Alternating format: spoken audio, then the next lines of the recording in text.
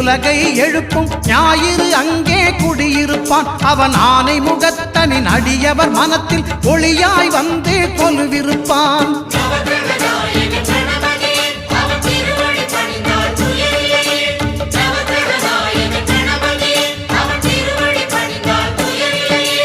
ஒன்பது கோளும் ஒன்றாய் காண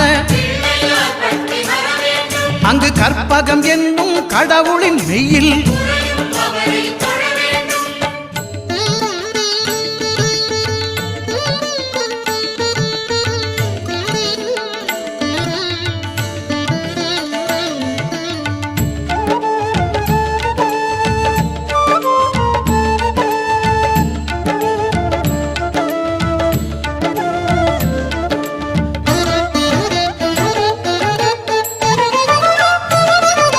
திங்கள் பகவான் திருமுகம் காண